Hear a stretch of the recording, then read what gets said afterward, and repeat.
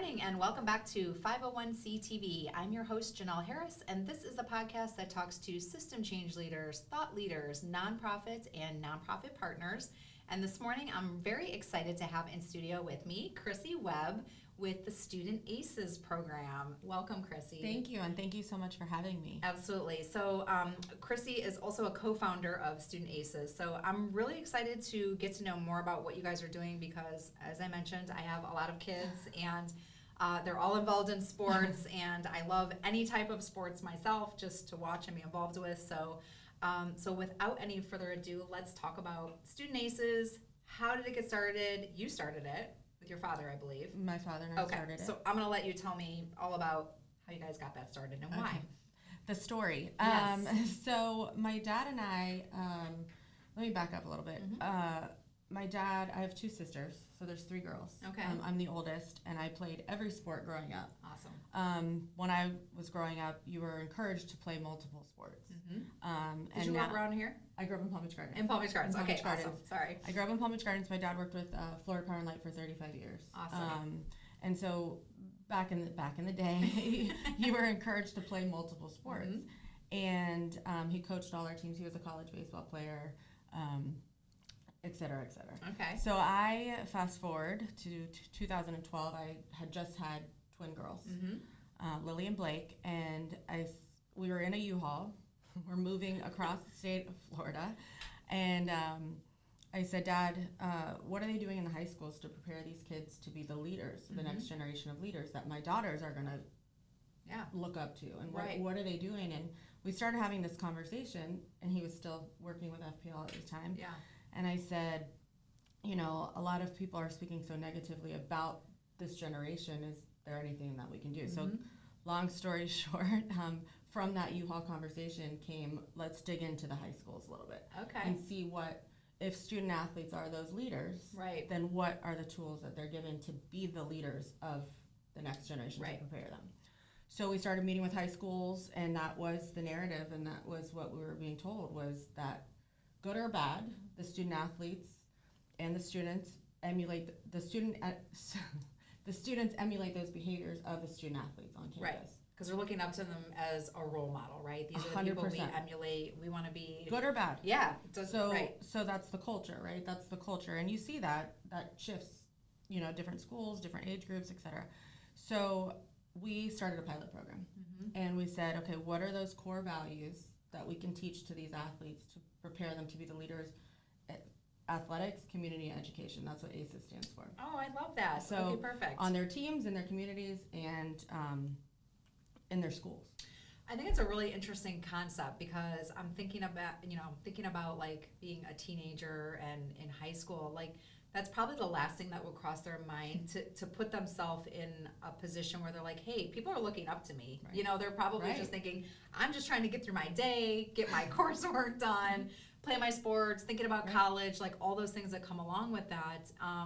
So I think that's really an interesting point that you guys started talking about, the fact that, they really are, at a lot of schools too, sports are like, they rule the school, right? Like, and everyone looks up to the sports, they're involved in supporting those sports. So it's kind of like they're like mini celebrities at their school a lot of times. Right, and they honestly don't have time to participate in those leadership programs. Yeah. So whereas a lot of people, the misconception is that student athletes have everything. Yeah. They get all the attention. Right.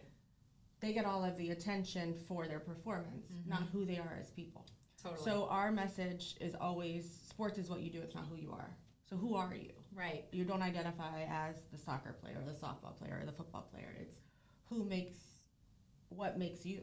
And so that's kind of been our goal throughout, is to have students not just identify as an athlete or as getting good grades, but as who they are as people.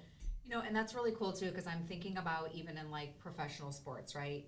You think about somebody might have an injury that ends their career. Yep. And so many interviews that I see, it's kind of sad because these athletes are like, I didn't really have an identity. I didn't know who I was without sports. So I think this is a really cool program because it's really putting emphasis on them as a person.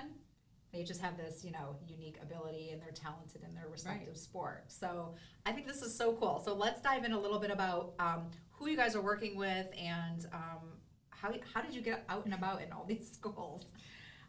So we are very determined people. My father and I am just like my dad. Good. The three of us, my sisters and I, are very different. I'm just like my father. Okay. We hit the ground running, so we started meeting with the principals, as I mentioned, and the concept was, if you can bring kids together from all different schools into one setting, then you can really, from different cultures and backgrounds and ethnicities, you can really problem solve. Yeah. And you can get different perspectives, because that's the business world. Totally. Yes. And you have to work with people from other companies and departments and so on and so forth. So that was really important to us when we started. So in the pilot program, we had 8 schools, 4 students from each school. Okay. 2 males, 2 females. Awesome. And we brought them together for the pilot program. And it was 8 classes on different core values. So trust, respect, sacrifice, work ethic. Okay.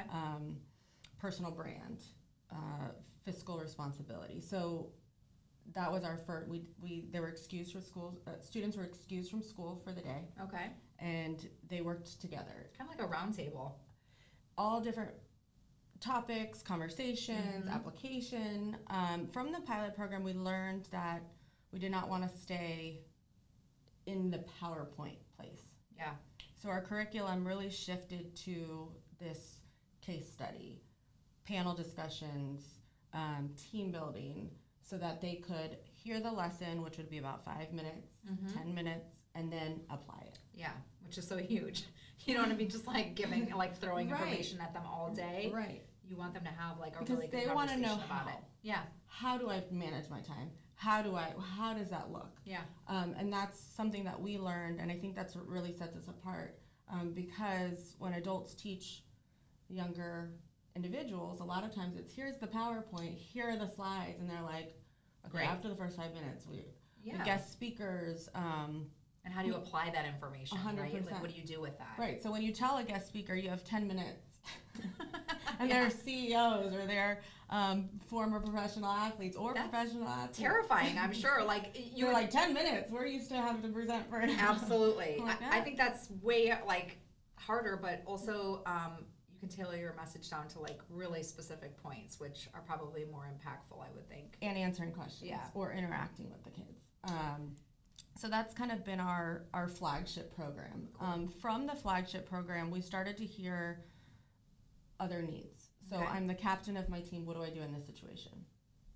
How do I handle, being that captain, the responsibility? Because what we were hearing from the students was nobody really prepares them for that. The coaches don't talk to them. Right. They don't tell them what comes with that. And you had you thankfully had, you came from a family of athletes, but what if I'm a kid and my parents never played sports? I'm a freshman. I'm a freshman. I have no point of reference. Like, how do you navigate I'm a through freshman, that? And they're seniors that aren't selected as captains, or I'm a sophomore. I'm the young one. How do I handle that? Yeah. So we started Captain Summits. Cool. So Captain Summits we host up to 250 high school student athletes in one setting. So all That's different so cool. schools, and that's throughout South Florida. So we have Captain Summits in Dade, Broward, and Palm Beach County. Awesome. The flagship program is only Palm Beach County, and we invite all of the high schools to send students. How many years ago did you guys start this? 2013. Wow. So almost 11 years. Wow. Throw COVID into that. Yeah, I know. That's a whole we different. don't talk about that. That's a whole different. So we have the flagship program, which is where we piloted. Yeah. Then we have our captains summits. Then we have individual workshops. So say there's a team that says we have a real problem with respect or attitudes or sacrificing or whatever the case may be. Then we'll work with individual teams on schools, or if a school can't navigate, participate, whatever the case may be. And it centers around all of the same curriculum, which is all in-house. So the cool thing about that is my dad actually wrote the books. That's so cool. So we pull that into lessons, and it's research informed. So we've really worked hard to streamline everything. And then in 2018, we got a call from Bank of America. We were running our programs in Belglade. And they said, we have this building on Main Street. Do you want it? I'm like, what the heck? Yeah, you're like, okay. Do we want it? And without hesitation, we said yes. So that fast forward to now, we have the Student ACES Center, which is open every single day to kids in the Glades region. That's so cool. What do you guys, what kind of programming or things do you have out of that center? So we call it a safe, stable, nurturing environment first and foremost. So instead of kids going to the streets, they can come to the Student ACES Center. We have a team, we have 4 staff members that are there. We're open from 2 p.m. till 7 p.m. Awesome. And that's for any of the students to come. We have games, we have computers, we have, state of the art over so time. awesome. We have smart boards, we have, I don't even know some things that we have these kids. It's high tech. Coding, I don't. But we do have a program called the Passport Program, which is our latest, I would say, most innovative program to date, which we hope that other communities, we can get it to other communities and students that don't have those resources in the education system. So over COVID, we're hearing from the students, I don't know how to get to where I need to be. Right. Graduate. Yeah, absolutely. Roadmaps, like what are those steps? If I'm a student athlete, what is a Division I worksheet?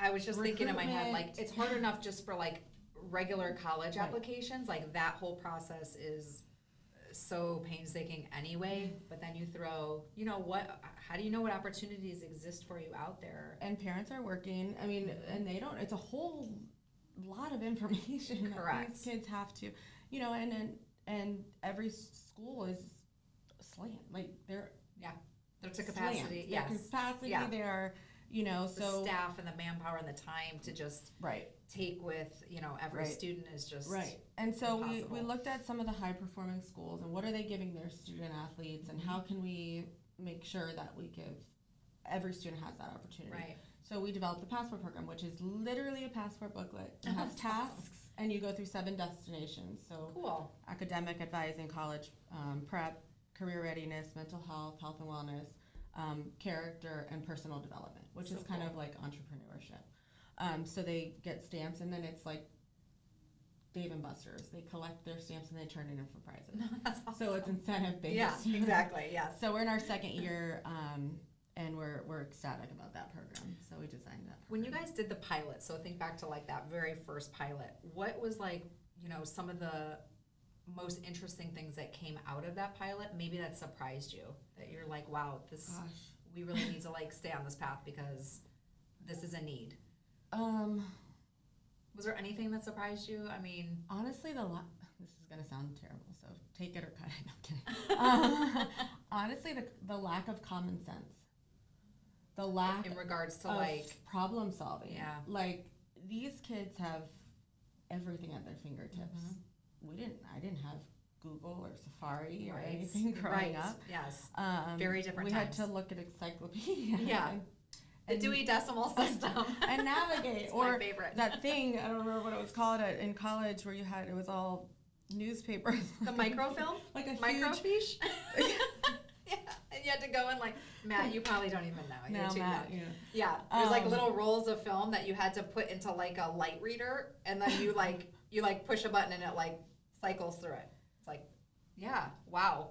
Right. That's so exciting. Articles and all of these different things. Right. Blackboard. To research. Yeah. Yes. Now you can just Google it on your phone. Now and find everything's so there. So, they've gotten so accustomed to asking other people, right? Or finding the answers from somebody else rather than finding it themselves. Right. Which is insert social media. Yes. Right? So, and then you have to discern what is real and what is not real. So that's the hard part. And that's always when we do ethics, when we do a lot of ethical situations, my point is always make sure when you discuss something or you bring that to the table, you know what you're talking about. Because if not, when you get into the real world or you're playing college sports and somebody asks you, and you just start talking about something you read on Twitter or you, so that's always my. I'm gonna fact check you and then right. And what are the facts? Like, so if you are you feel that strongly about something, make sure you know what you're talking about. Right. So that was kind of my first, like, what do you mean you don't know how to find the answer? Right. Or how to have a conversation or eye contact or those social skills that you know, I mean, that I think I had because I wasn't looking at my phone growing up. Absolutely. I do think that social media, while it's a blessing, and technology is a blessing, I do think it's one of the biggest problems we face. Yeah, I'm sure. That these kids face. Yeah. So that's nice. It's nice that you guys have these programs then to talk about it, because like you said, it's not like they're talking about that like in class or anywhere else really. So, you know, unless their parents are having those conversations with them. And sometimes they don't even know. Yeah. You know, it's hard as a parent to navigate that, like, you know, security. And how do I make sure that what my kid is looking at is secure? You know, giving them access at a very young age to anything they want to know. Yeah. There's a lot of, it's terrifying. Like you said, it's like, it's a good thing as a parent. I mean, there's a lot of good that comes out of technology and social media, but it can also be very terrifying at the same 100%. time. So how to navigate that. Yeah, so I get that. How many kids now are part of like the programs that you have in place? So our flagship program, it's a 20-hour course. We have streamlined it into 4 classes. Cool. So we're able to work through that, and we have 72 students. That's awesome. That are registered. So those same students come for the whole year. Yeah. For those that 20-hour course. That's awesome. And then in our Captain Summits, as I mentioned, up to 250. At the Student ACES Center, we have 150 registered. That's a lot. A lot. And then workshops really cool. are endless. I mean, we do workshops. So to date, over time, we've worked with about 50,000 high school student athletes. Wow. That's actually unbelievable. and I say that, you know, everybody's like, oh, wow, you know, yes, but some in different capacities in different increments, right? Okay. So some we have, like I mentioned, for 20 hours through the course of the years, we really get to know those students. Yeah. Whereas we might have a student for a 2-hour workshop. So it's a different level on the program of programming. Right, and the level and all that. Do they keep in contact with each other? So I would imagine like they all get together and they might like strike up a conversation with somebody. And I've received photos like during prom where they run into each other, or somebody from different schools. That's really fun. And they play against each other too. That too. I didn't even think about that dynamic. They are competitors, you know, and that's always our lesson is, look, on the field, you compete against each other. Those are your competitors, but in the classroom or in the community, those are your partner. Those are your allies. So that's a network for you. So it's all about networking, right? Who you know. Yeah. So yes, they do keep in touch.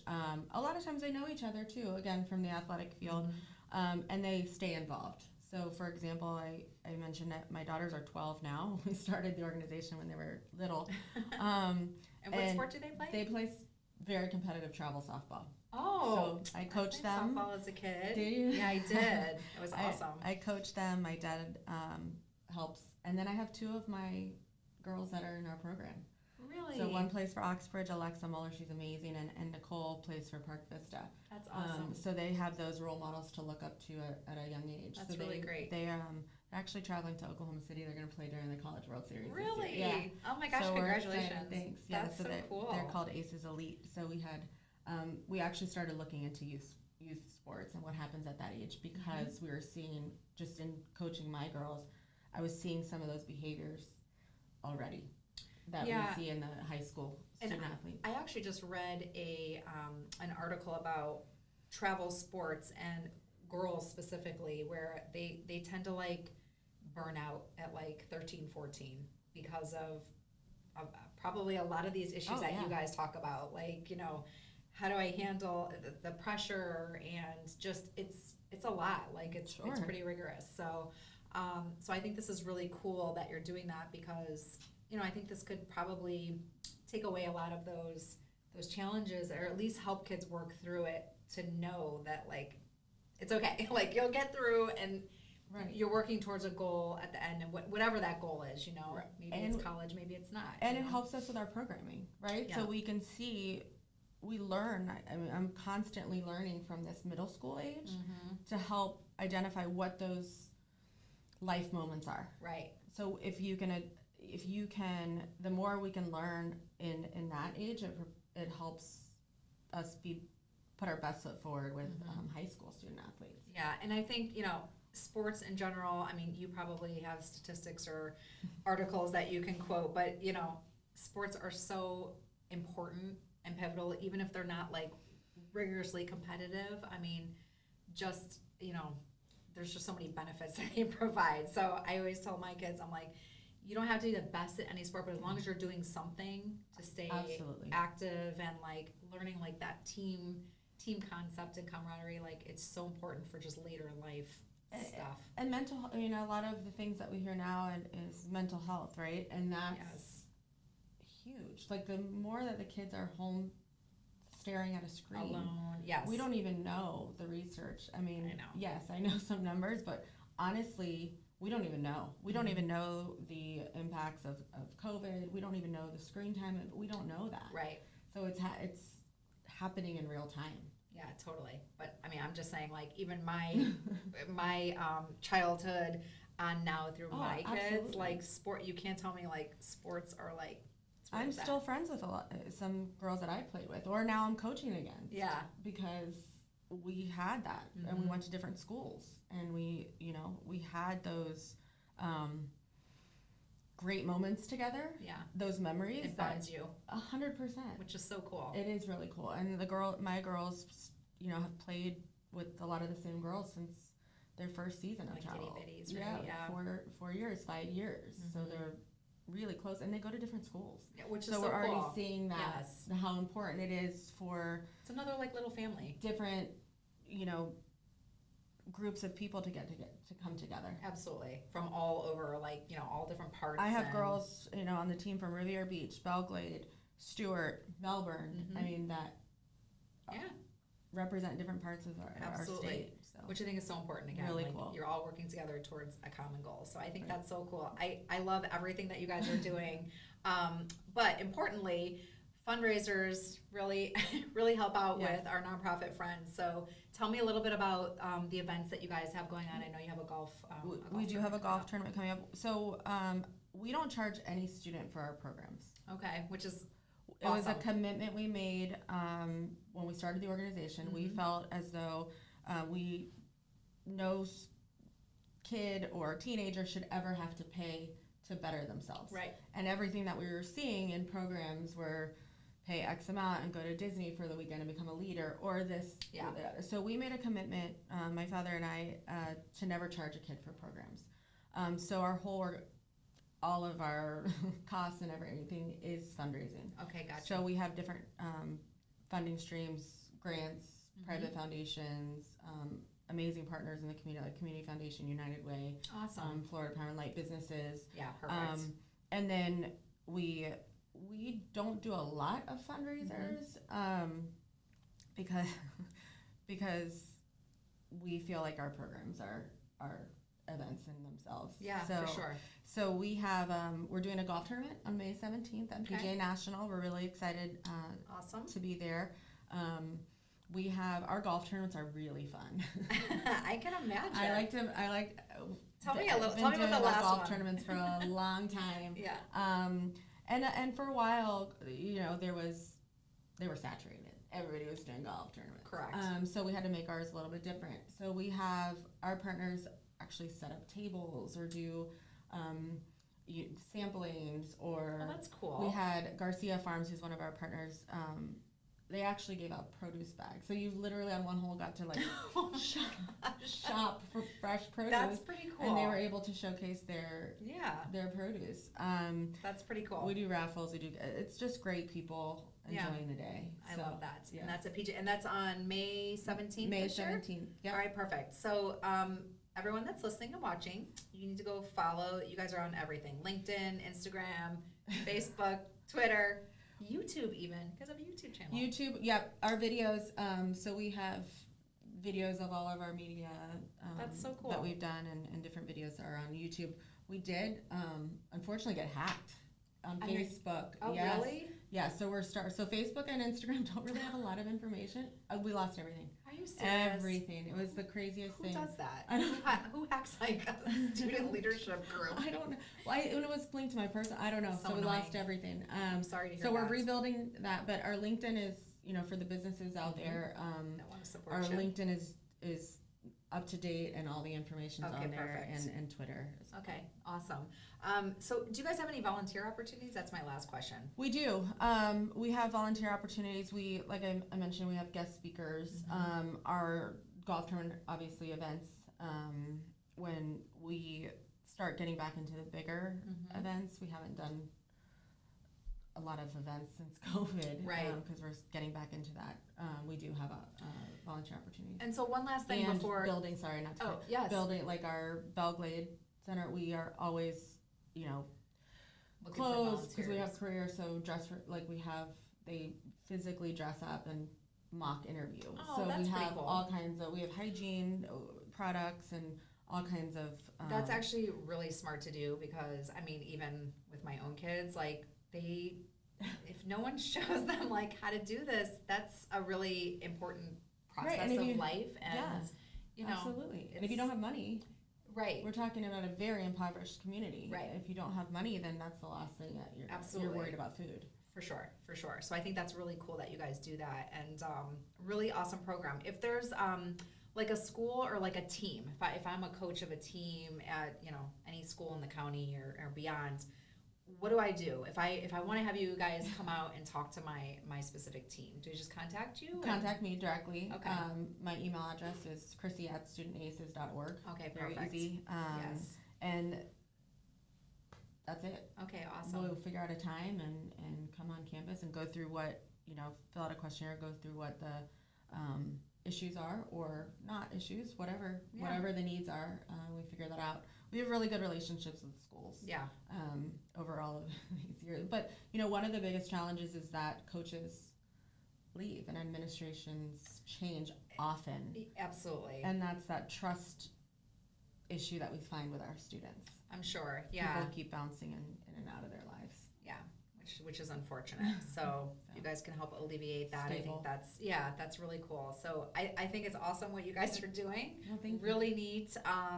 Check everything out on all of their social and their YouTube page and Twitter and all those good things, and follow along. You guys have an incredible longevity already to this. Thank you. I'm sure it will continue on, and we'll look forward to watching you and seeing all the it's all things you're exciting. And you know what? These kids, a lot of people say things about but what I see in these kids is amazing. You have some amazing young people out there. Unfortunately, with social media and how quick everything is, and Totally. you see the negative Always, yes. instead of the positive. And so we like to focus on the positive because there are so many great kids and so many parents doing incredible things with their families. Awesome. I love that. And right here in our backyard, guys. So let's keep an eye on them. Thank you so much for joining me here today. Me. That was really fun. I really appreciate it. And we will see you next time. Thank you for joining us on 501c TV. And a special thank you to Kana House Studios, Wellington's first and only content creation studio. So we'll see you next time. Thank you.